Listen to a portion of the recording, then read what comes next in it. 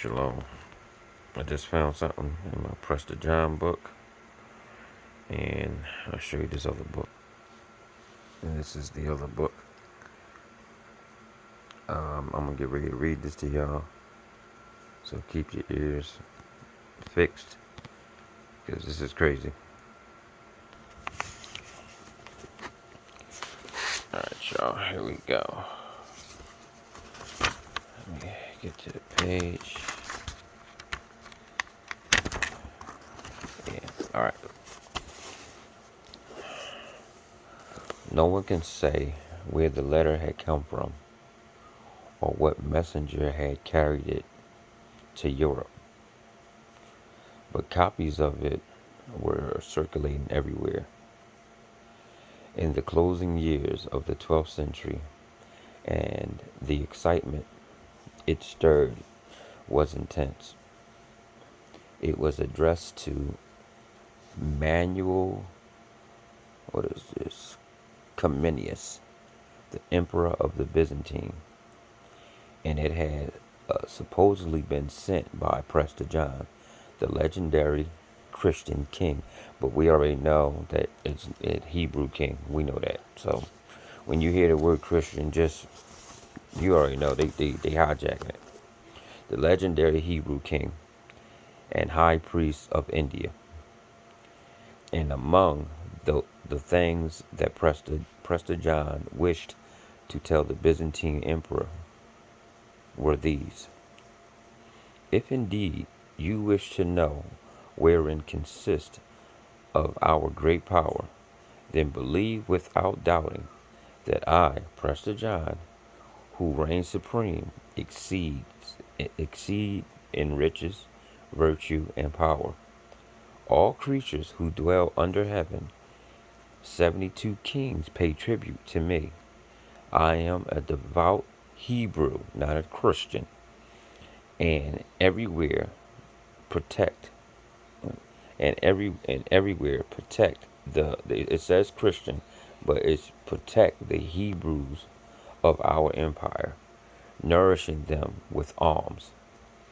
We have made a vow to visit the sepulchre of our Lord with a great army, as befits the glory and our majesty, to wage war against and chastise the enemies of the cross of Christ. You know they added that in there. And to exalt his sacred name. You know they added that in there. Because why would when he want to exalt the name of Christ when he's supposed to be exalting the name of the Most High? You see what I'm saying? So you know they did that. Our magnificence dominates the three Indias, and extends to further India, where the body of Saint Thomas the Apostle rests. It reaches through the desert toward the place of the rising of the sun, and continues through the valley of the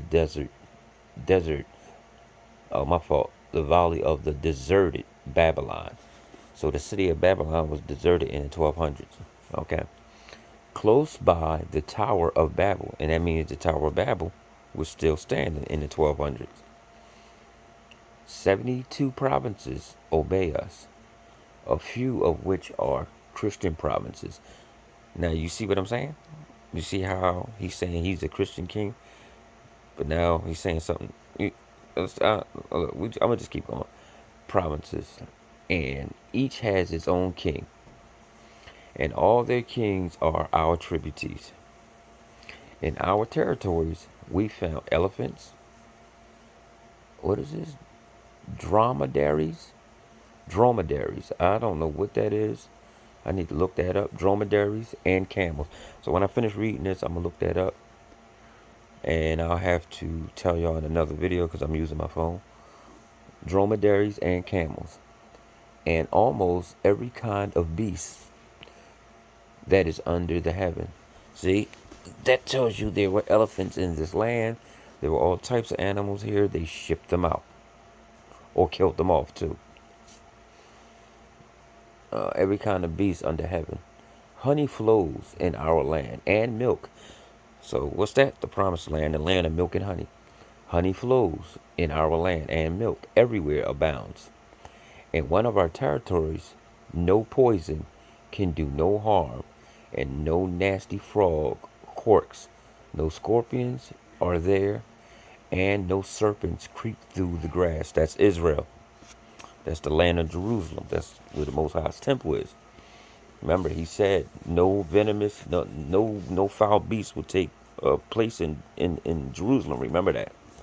No venomous reptiles can exist there or use their deadly power.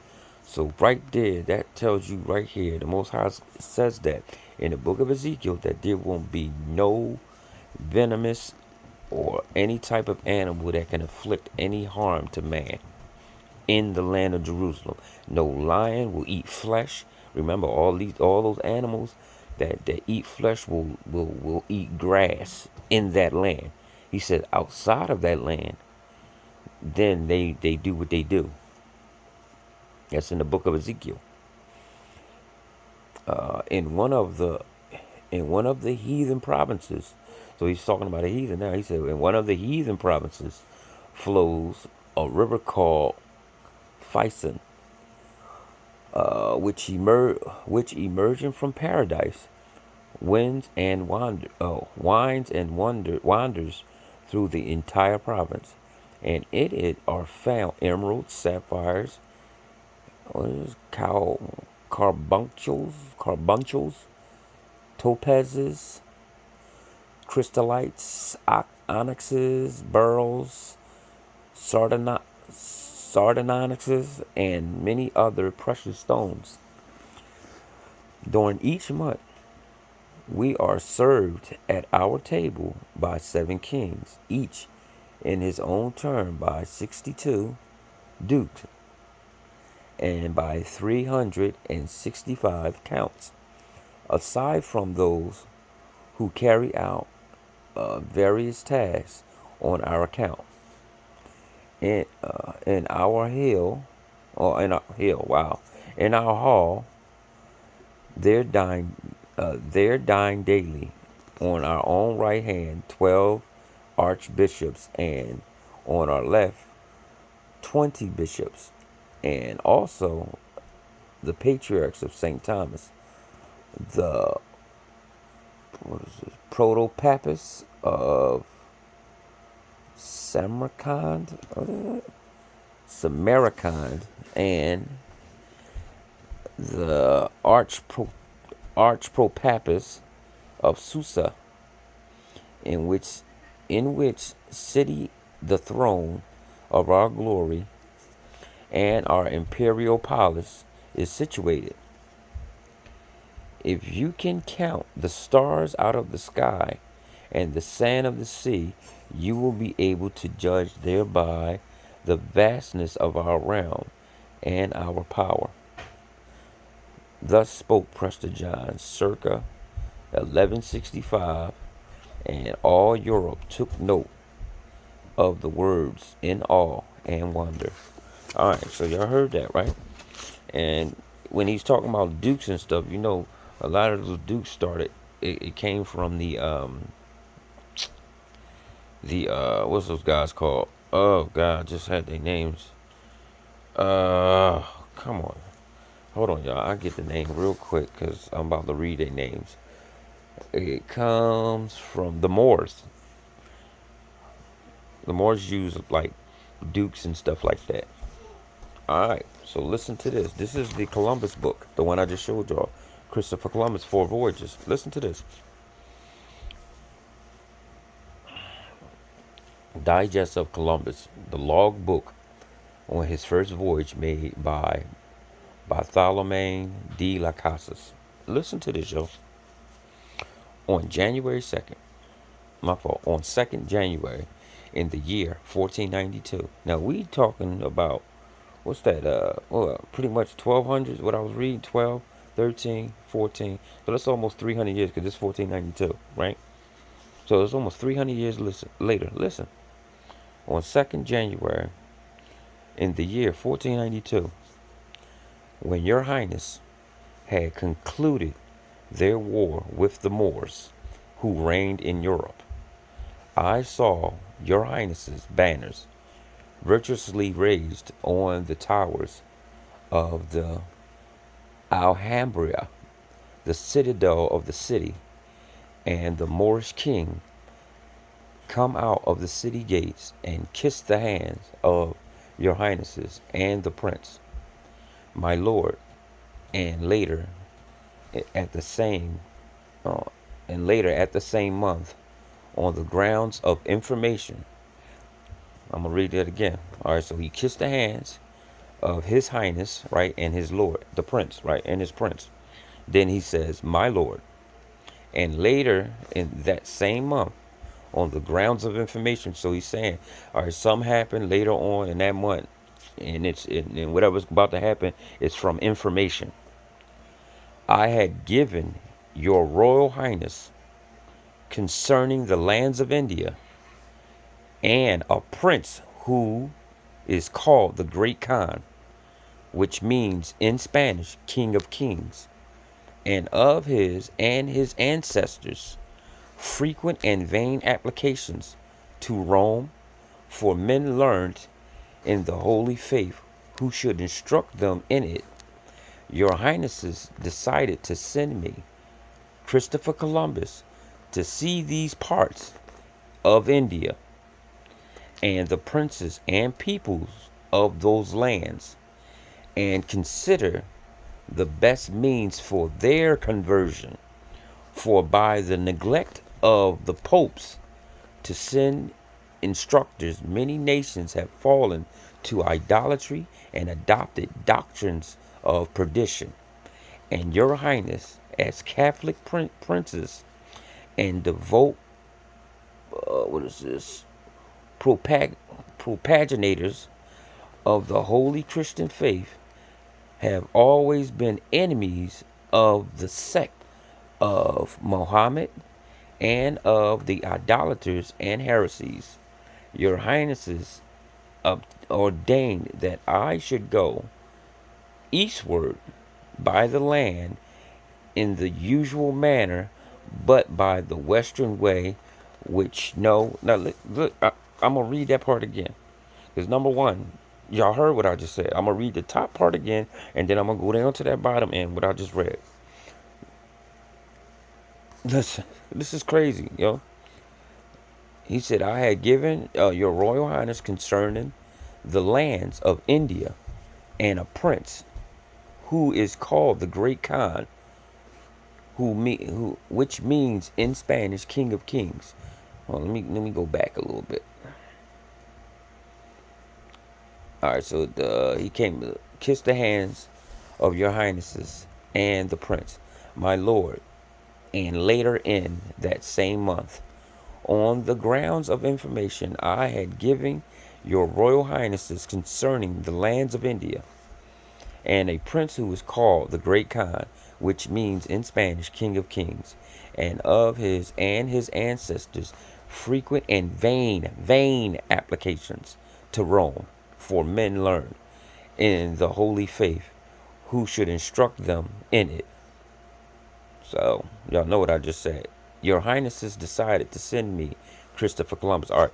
So he's talking about Prester John. He's talking about King David. He's talking about, so he's saying that he sent vain applications to Rome to instruct the men of Rome about the I guess the laws, right? Now listen to this. It says, hold on, let me make sure I get it right where I can go. All right, Catholic princes are devoted propagators of the holy Christian faith, have always been enemies of the sect of Mohammed and of the idolaters and heresies. Listen, your highness ordained that I should go eastward by the land in the usual manner. But, hold on, let me read it again. Your highnesses ordained that I should not go eastward by land in the usual manner, but by the western way, which, all right, so there's a usual way that they go a certain place. that they know of, or they or the Moors knew of. Now he's saying they telling him to go, but by the western way, which no man. I ain't. I said no man. Sorry, y'all. Which no one about whom we have positive information has ever followed. So this other way they talking about, they don't know. They don't know it too well. Therefore, having expelled. Listen. This therefore having expelled all the Jews from your domains in that same month of January, your highnesses command me to go with an adequate fleet of those parts, to those parts of India.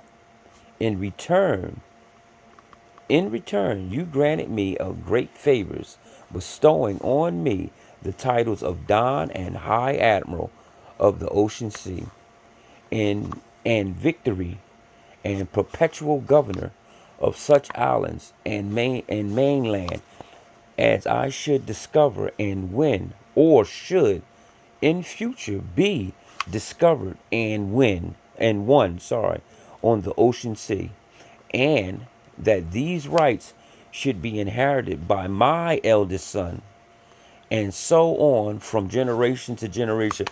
Right there, they tell you right now. This right here is telling you all. They knew exactly what they were coming to do. It was already planned. If this man wrote a letter, let me tell you, let me see when this man wrote this letter. When Prester John wrote this letter in 1145. So they knew from 1145, since they received them letters, all the way up to that time, 1492. They planned this, y'all. They right here. It tell you right here. Listen, two books.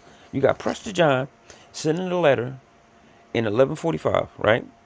And don't get me wrong, they knew about it since 1066. Sorry. But he sent them a letter, like pretty much confirming everything in 1145. 1492, they sent Christopher Columbus out. To do what? Take it. With a fleet. An adequate fleet. You see this? This one, yo, listen, y'all. Right here.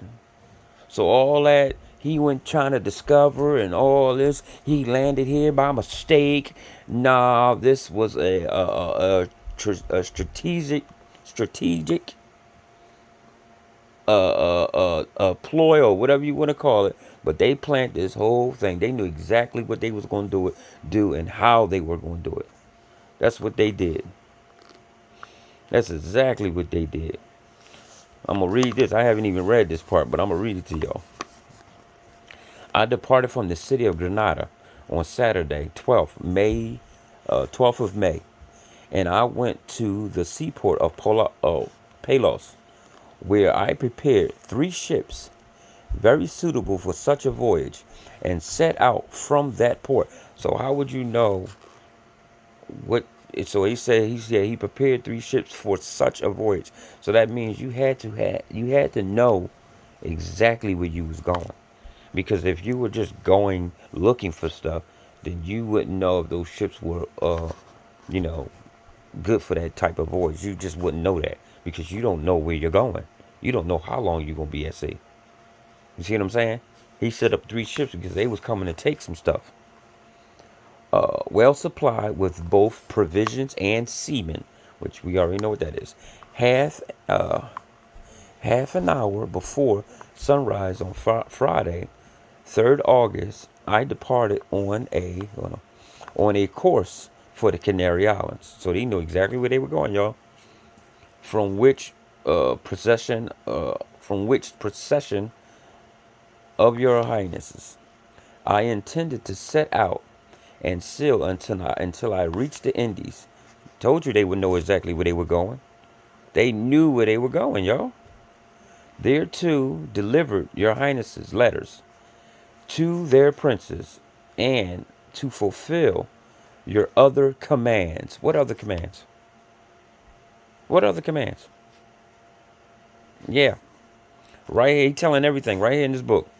I decided therefore, to make this careful daily report of my voyage and of everything I should do, see, and experience, in addition to a report of the day's events recorded each night, and of the night's sailing recorded each morning. I decided to make new chart for navigation, giving the correct disposition according to their bearings of the land and water in the ocean sea. I intended also to compile a book which would contain everything mapped by latitude measure from the equator and by longitude from the west. Though all these things will be a great labor, it is essential that I should neglect sleep and carefully watch my course. After the fall of Granada, the sovereigns gave their Jewish subjects the choice of conversion or exile. Friday, 3rd August, we set we set out 8 o'clock from the bar of salts and traveled with a strong breeze 60 miles, that is to say 15 leagues southward. Before sunset afterwards, we changed course to southwest by south, making for the Canaries. Saturday, 4th August, they continued southwest by south. Sunday, 5th August, I continued on the course and covered more than 20 leagues in the day and night. Monday, 6th August, the rudder of the Pinta, whose captain was Martin Alonso Penzan, jumped out of position. This was sad. This was said to be the doing of one of Gomez Rascon and Cristobal Quintero, the owner of the ship, who disliked the voyage. The admiral says that before they sailed, these men had been grumbling and making difficulties. The admiral was much disturbed, since he could not help the carnival without danger to himself, but confronted by his knowledge that Martin Alonso Penzine was a courageous and intelligent man. Tuesday, 7th August, the rudder of the Pinta was unshipped again and repaired, and they set their course for the island of Lanzarote in the Canaries. Wednesday, 8th August, the pilots of the Caravel differed as their position, and the admiral proved to be the most.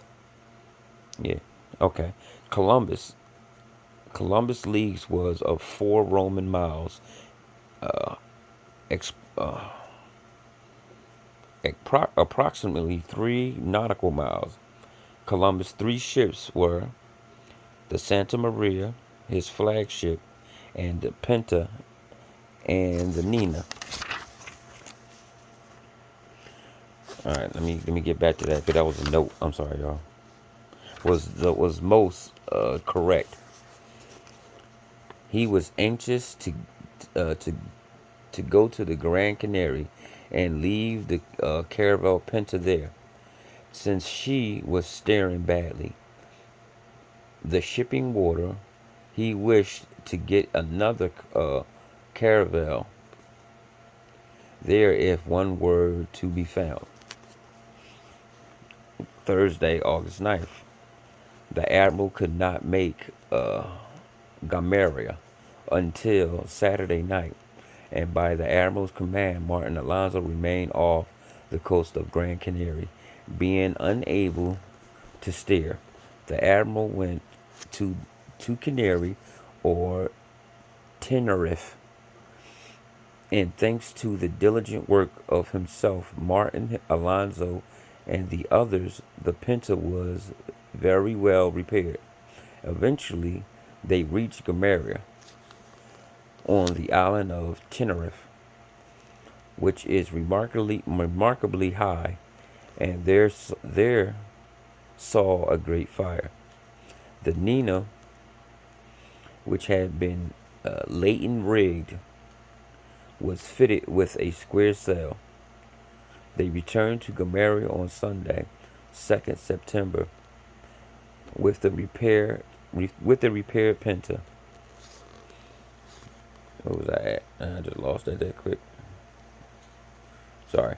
The admiral says that many trustworthy Spaniards from the island of Hierro, who were at Gomeria with Donna Inez Pereza, the mother of Gulan Pereza, afterwards the first count of Gomeria, swore that every year they saw land to the westward of the Canaries, in the direction of the setting sun. And some men of Gomeria also affirmed this story under oath. He also remembers having heard the same thing in the Azores, and that all accounts agreed as to the direction of the land, the time of its appearance, and its size. When the admiral went to the Canary to repair the Pinta, he put some men ashore on island of Gomeria, where they obtained a quantity of provisions. These provisions, together with meat, wood, and water, were now brought on board, and on Thursday, 6 September, he finally sailed for Gomeria with his 3 ships. Thursday, 6 September, he set out that morning from the harbor of Gomeria and set course to continue his voyage. He learnt from the caravel which came from the island of Hierro that 3 Portuguese caravels were cruising there with the intent of capturing him. The reason for this must have been the King of Portugal annoyance, all right, at his having gone to Castile. He sailed all that night and day in a calm, and in the morning found himself between Gomeria and Tenerife. Friday, 7 September. All Friday he was becalmed. Saturday, 8 September. At 3 o'clock in the morning, it began to blow from the northeast, and he shaped his course to the west. Y'all hear that, right? He keeps saying west, right? Okay, I just want to make sure y'all heard that. Much water broke over his bows, which made progress slow. That day and night he went 9 leagues. Sunday, 9th September. He made 15 leagues that day and decided to score up a smaller amount so that the crew should not take fright or lose courage if the voyage were long. In the night he went 120 miles, which is 30 leagues, in 10 miles an hour. The sailors steered badly, falling off to west by north and even to west northwest. The admiral scolded them many times for this. Monday, 10th September. The day and night he went 60 leagues and 10 miles, 2.5 leagues an hour. But he reckoned only 48 leagues so as not to alarm the crew. Tuesday, September 11th, or 11th September. That day they sailed on their course westward and made more than 20 leagues. They saw a large fragment of the mast of a 120 tonner, but could not secure it. That night they went about 20 leagues, but he reckoned only 16. Wednesday, 12 September. During the night that day he kept to their course and made 30 leagues. The admiral again reckoned somewhat less. Yeah, for them to be selling blind, it don't sound like it. Thursday, 13 September, continuing on their western course, they made another 30 leagues, and the admiral reckoned 3 or 4 less currents were against them at nightfall. The compass needles moved to the northwest, and in the morning returned slightly to the northeast. Friday, 14 September, the day and night, they continued on their westward course for 20 leagues. The admiral again reckoning somewhat less. The crew of the caravel Nina said they had seen a tern and a tropic bird, neither of which go more than 25 leagues from land. Saturday, 15 September. That day and night he sailed somewhat more than 27 leagues westward, and early in the night they saw a marvelous streak of fire fall from the sky into the sea 4 and 5 leagues away. Sunday, 16th September. That was a sign too, that comet or meteor. They sailed westward all that day and night, and must have made 39 leagues. He reckoned only 36. Sorry, y'all. Though in the day there was some clouds and little rainfall. Here, the admiral says that from that day onwards they met with a very temperate breeze, and the mornings were most delightful. There was nothing lacking except the sound of nightingales. The weather, he says, is like April in what is it? Andalusia. Here they began to see many patches of very green seaweed, which appeared only recently to have been uprooted. All considered, therefore, that they were near some island, but not the mainland, according to the admiral. He writes, I take the mainlands to be somewhat further on.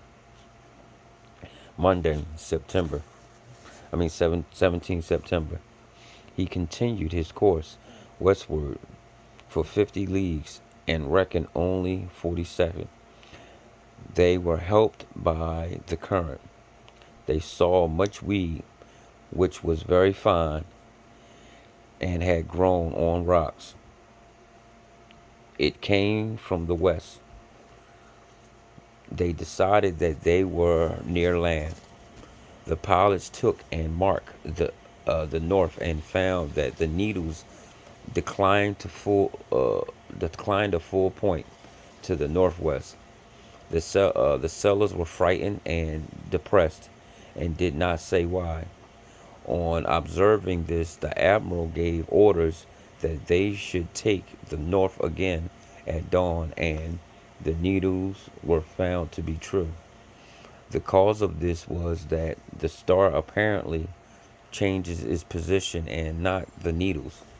That Monday morning they saw much more weed, which was like the weed from rivers, and in it they found a live crab, which the admiral kept.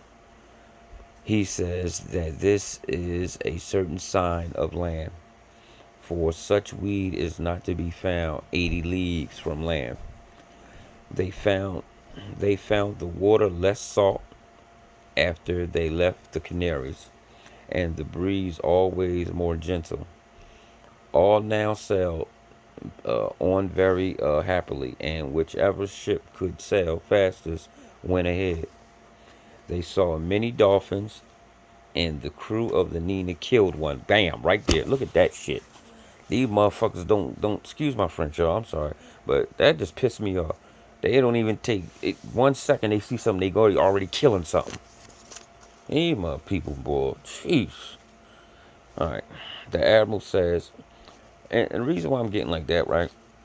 If anybody heard the video I did earlier with about the little sister Morning Star, and when she was and when the fairy spoke to her, and they told her just like the little Indian girl wants to live, so does the fish, and they, man, it's crazy. All right, it's just like the father didn't create all these animals just for people to just run around and just murder them.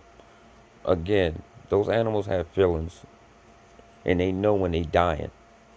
Why you think they do what they do? It's crazy. All right. The admiral says here that all these signs came from west, whence I trust that the high God, in whose hand are all victories, will very soon give us land. On that morning, he says he saw a white bird called the tropic bird, whose habit is not to sleep on the sea. Y'all heard what I just said, what I just read.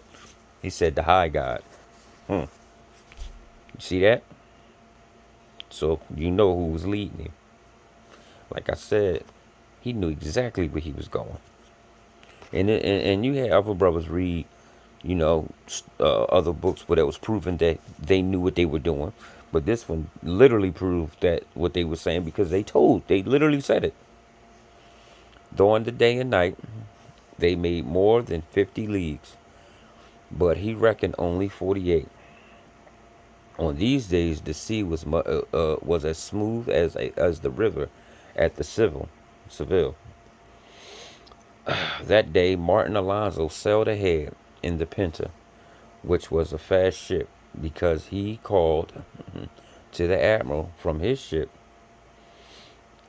He had seen a great flock of birds flying westwards, and hoped to sight land that night. This was his reason for not holding back. To the north there appeared a great bank of clouds, which is a sign of land is near. Wednesday, 19 September, the admiral continued on his cruise, and since it was calm, made 25 leagues. The dolphin, birds, and weed. Sorry, y'all. But reckoned only 22. At 10 o'clock that morning, a booby approached the ship, and in the morning and in the evening they saw another. These birds are not accustomed to fly more than 20 leagues from land. A little rain fell without wind, which is a certain sign of land. The admiral did not wish to stop and beat to windward in order to make sure that there was land there. But he was certain that there were some islands both to the north and south, as in fact there were. He sailed between them because he was anxious to press on to the Indies. But he didn't know what he was going. He knew exact, man. Come on, y'all. These are plenty. These is plenty of time, he says. For God willing, we shall see everything on our return voyage. These are his actual words. Here, the pilots set down their positions. The pilot of the Nina reckoned that he was 440 leagues from the Canaries. The pilot of the Pinta 420, and the pilot of the Admiral's ship 400 exactly. Thursday, 20 September. This day he sailed west by north and west northwest because of the prevailing calm. The winds were very variable. They made about seven or 8 leagues. Two boobies flew to the ship, and later a third, a sign that they were near land, and they saw much weed, although they had seen none on the previous day. They caught with their hands a bird like a tern. It was a river bird, not a seabird. It had feet like a gull. At dawn, two and three small land birds came to the ship singing, and afterwards, towards the sunset, they disappeared. Later, a booby came from the west northwest and flew away to the southeast, a sign that it had left land, and to the west northwest, for these birds sleep on land and fly out to sea in the morning to look for food, and do not fly further than 20 leagues. Friday, 21st September. Most of the day was calm, but there was some wind later. That day and night they must have gone about 13 leagues on their course and off it. At dawn they found so much weed that the sea seemed to be thick with it. It came from the west. They saw a booby, and the sea was as smooth as a river, and the breezes the sweetest in the world. They saw a whale, a sign that they were near land, for whales always remain near land. Saturday, 22 September. He sailed west northwest, more or less, veering a little to one side or the other, and making roughly 30 leagues. They saw hardly any weeds. They saw some petals, no, petrels, petrels, okay, and some other birds. Here the admiral says, this headwind is very necessary because my crew were very much agitated by the thought that no winds blew in these seas that could carry them back to Spain. For part for part of the day there were no weed, but afterwards it was very dense. Sunday, 23rd September. He steered northwest and at time northwest by north, and sometimes along the cruise westward. He made some 22 leagues. They saw a pigeon and a booby and a small river bird and other white birds. The weed was plentiful, and they found some crabs in it. As the sea was calm and smooth, the crew grumbled, saying that since there were no heavy seas in these parts, no wind would ever blow to carry them back to Spain. But later, the sea rose high without any wind, and this astonished them. The admiral says, at this point, I was in great need of those high seas because nothing like this had occurred since the time of the Jews when the Egyptians came out against Moses, who was leading them out of captivity. He had a lot of knowledge about our stuff, right? Monday, September 24th. So that just lets you know that we were on both sides.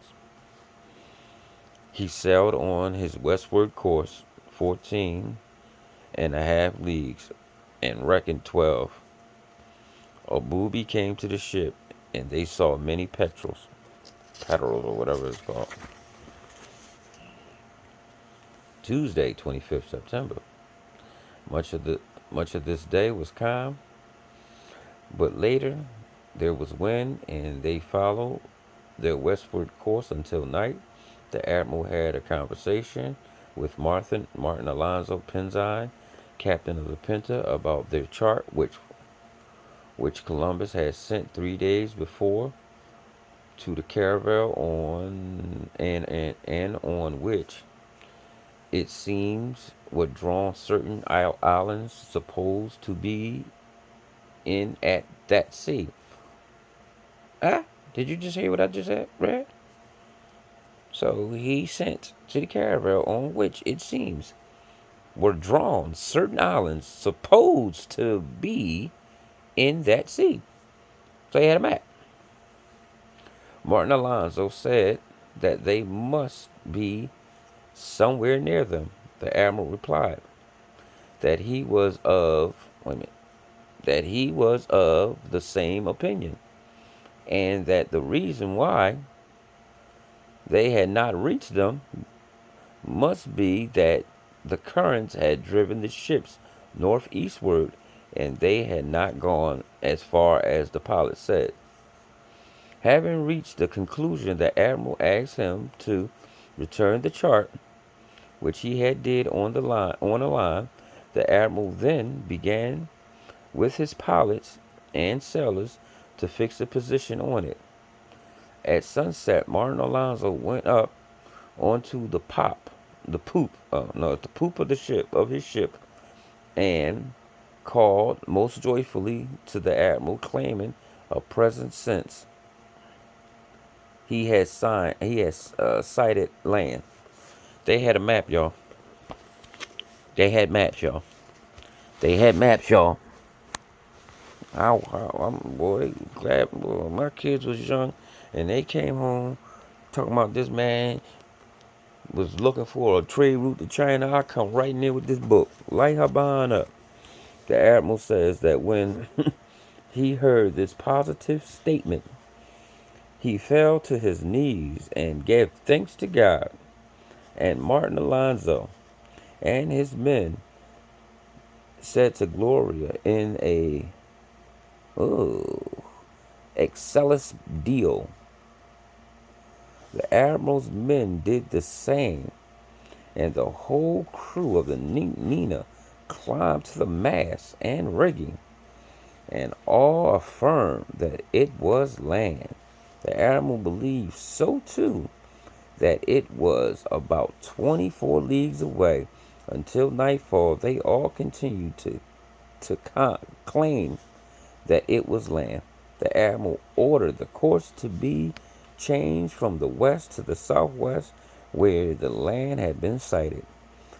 They had sailed 4.5 leagues westwards that day. That night they went 17 leagues. 17 leagues. Where I'm at. Oh, southwest, sorry, y'all. The total of 21. The admiral, according to his custom, told the men that they gone 13 leagues, for he was still afraid that they would consider the voyage too long. All right, it's a note right here. It was the Spanish customs at the time to celebrate all good news by a present. The contemporary English word for such a present, now obsolete, was a hansel. Okay. So the voyage was too long. Thus, throughout the voyage, he kept two reckonings, one false and the other true. The sea was very smooth, so that many sailors went swimming. They saw many dordals, and other fish. Wednesday, 26 September.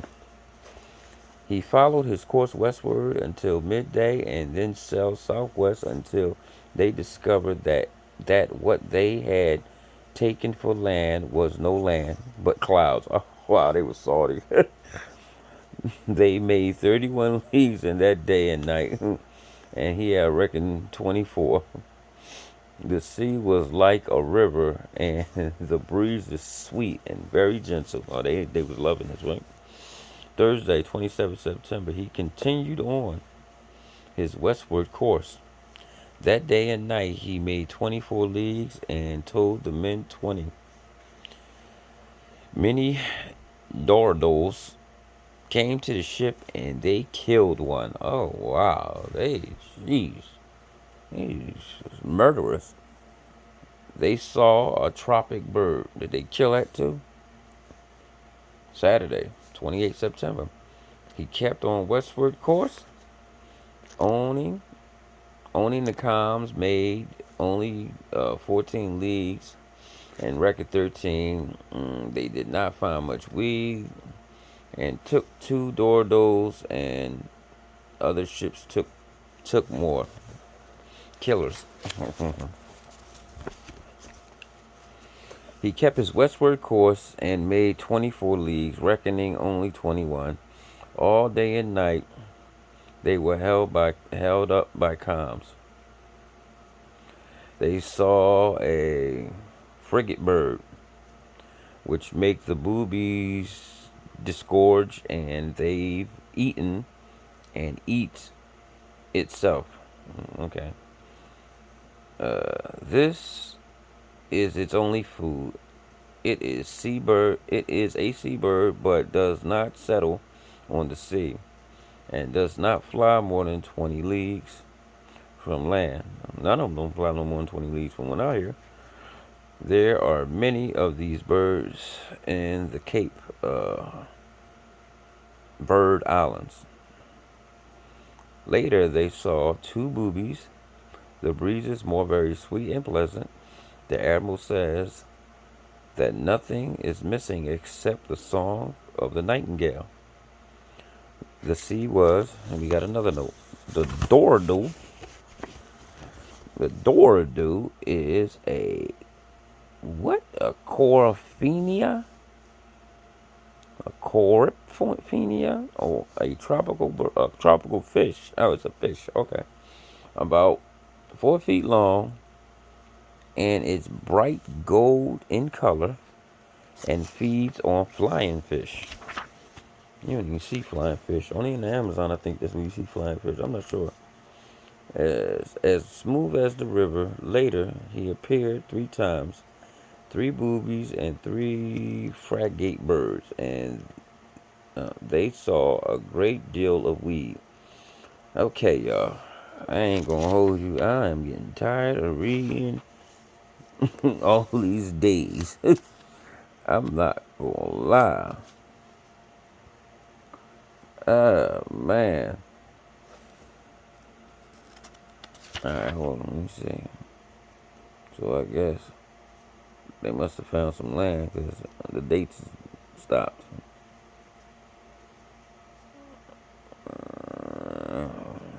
Yeah.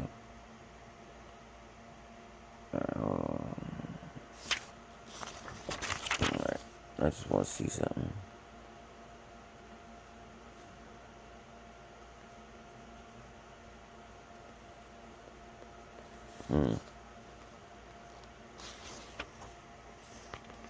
Alright, this is what he named Hispaniola.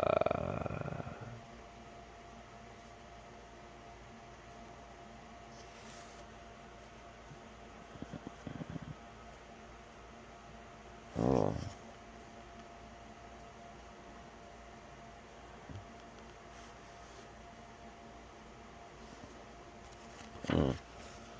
That's horrible.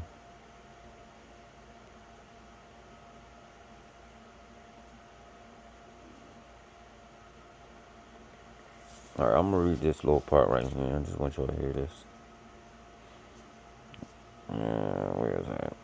On landing, they saw very green trees and much water and fruit of various kinds. The admiral called the 2 captains and the others who had landed, and Rodrigo Escobita, recorder of the whole fleet, and Rodrigo Sanchez de Segovia, and demanded that they should bear faithful witnesses that he had taken possession of the island.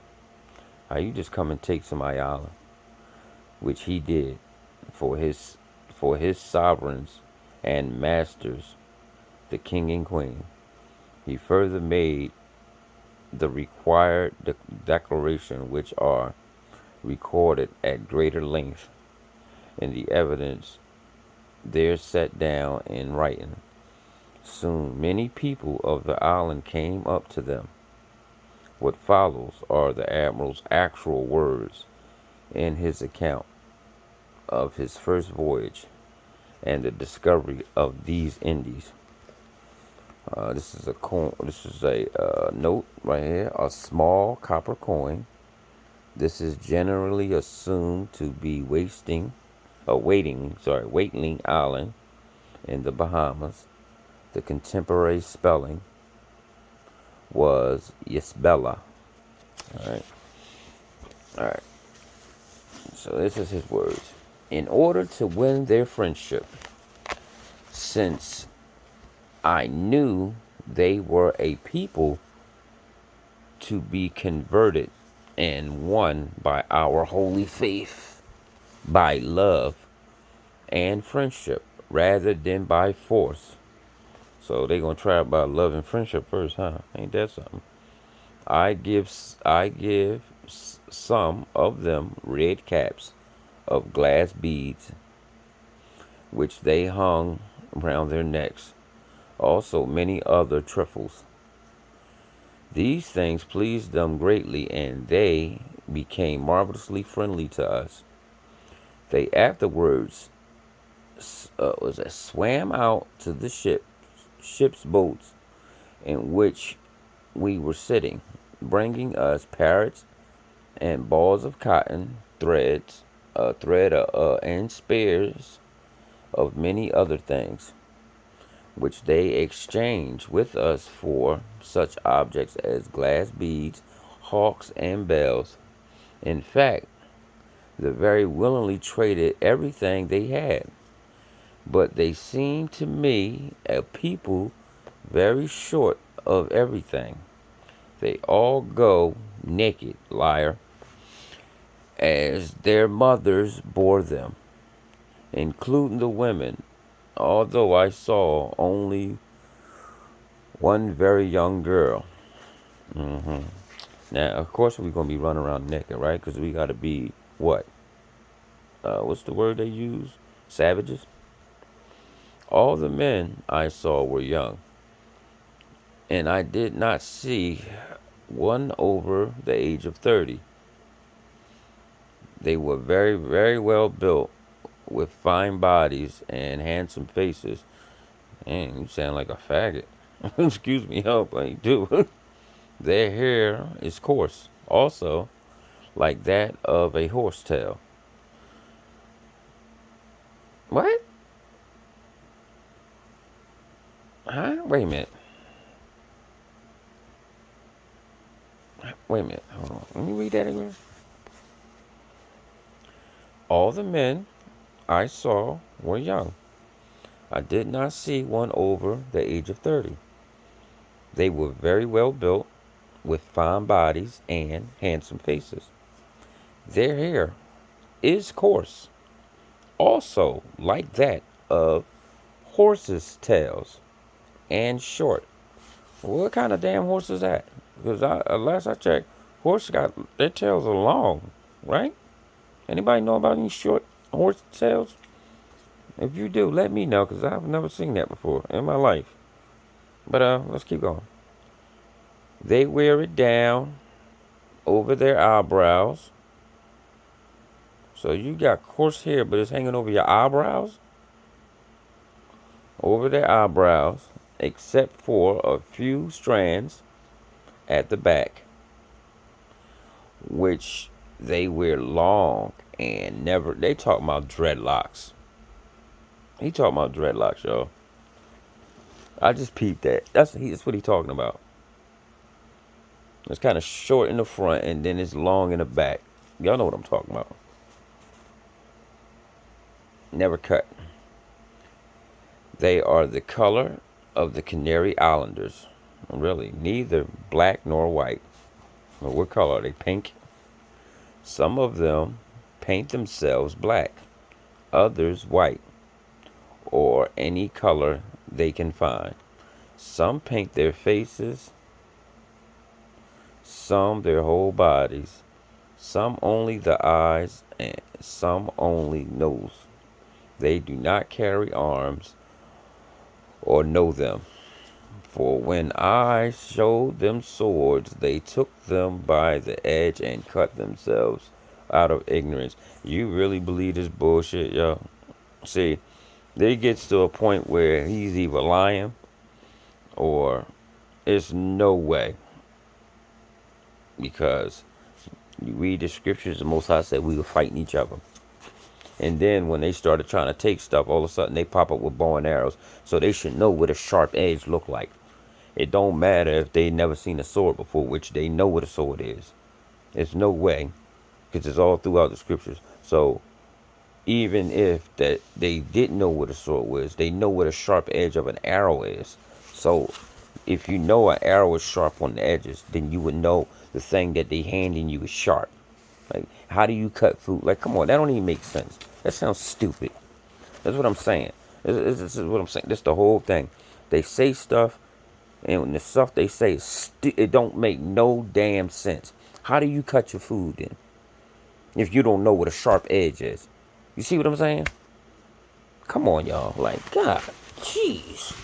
That's what I'm saying. These people come up with this stuff, and then, like, when you really pay attention to what they're saying, it don't make no damn sense. They have no iron. Yeah, okay. Their spears are made of cane. Okay. Some instead of an iron tip have a fish tooth, and others have the point of different kinds. They are fairly tall on the whole, with fine limbs and good proportions. I saw some who had wound scars on their bodies. So how you get a wound or scar on your body if you don't know what a sharp edge is? You telling me the tooth made a scar? Because a scar is a line. Right. Yeah, scar is a line. If you had a puncture, it would be a dot or a hole, an old closed up hole. So if they only had cane, which would make a point, and if they only had a tooth, it would make a point. So where did they get the scar from? It had to be something sharp to slice you. See that? That's what I'm saying. This is how you know when somebody lying, because it don't make sense. That sounds really stupid. What was that? Scars on their bodies. I asked them by signs how they got those, and they indicated to me that people come from other islands nearby who tried to capture them, and they defended themselves. So that how the hell they don't know about weapons then? Man, get the fuck, like, oh my God. All right. I supposed and still suppose that they come from the mainland to capture, hold on, them for slaves. No, it's just we was fighting against each other. They should be good servants. Up, there you go. That's the first thing they think about. Ooh, let me enslave them. And very intelligent. I thought we were dumb and savages. But he's saying we're very intelligent. Okay. For I have observed that they soon repeat everything that is said to them. And I believe that they would easily be made Christians, for they appear to me to have no religion. Of course, we have what you call a heritage. God willing, when I make my departure, I will bring half a dozen of them back to their majesties, so that they can learn to speak.